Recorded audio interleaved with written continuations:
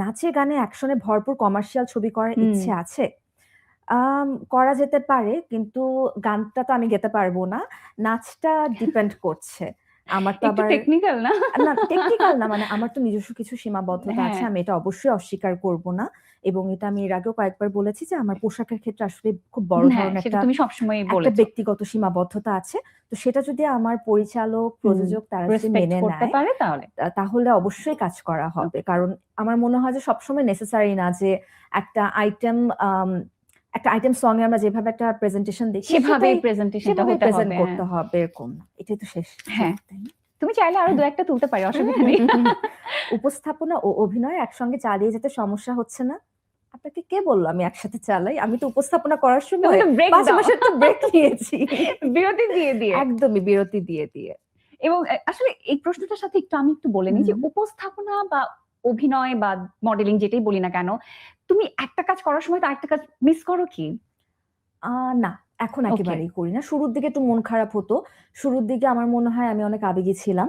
এখন আবেগে একটু কম হয়ে গেছে। এখন মানে I'm becoming more practical now. আমি এখন দেখি যে কোনটা আমার জন্য বেনিফিশিয়াল হুম, এবং হুম। আমার কাছে মনে হয় যে একটা পর্যায়ে এসে না এটা ভাবা অনেক জরুরি।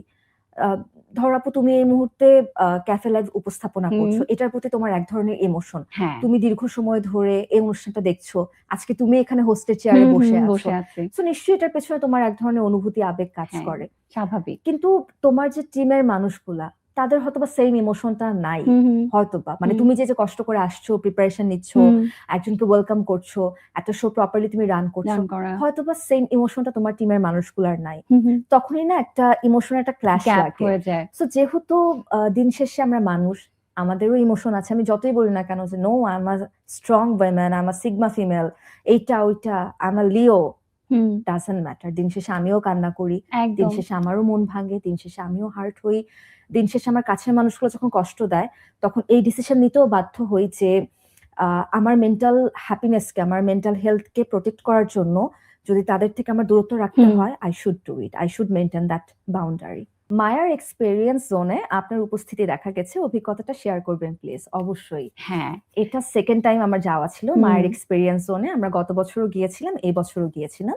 কিন্তু গত বছর এটা খুবই তাড়াহুড়ার মধ্যে হয়েছে। এবারেরটা পুরো টিম এবং আমরা দুজনেই আমরা মানে দুদিক থেকে আসলে প্রপার প্রিপারেশন নিয়ে যাওয়া হয়েছিল।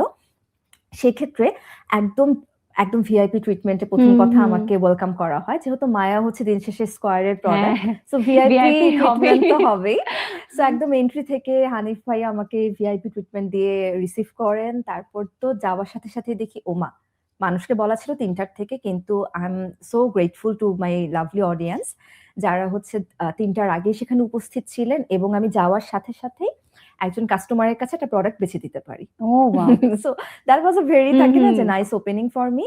অ্যান্ড ওভারঅল আমি যদি বলি দর্শকের প্রতিক্রিয়া খুব ভালো হুম। ছিল। আমি থাকাকালীন পর্যন্ত বেশ ভালো একটা সেল হয়েছে আমাদের। আচ্ছা। আমি দেখেছি যাক। এটা। হ্যাঁ, আমি এটা ভালো। এক্সপেরিয়েন্স করেছি।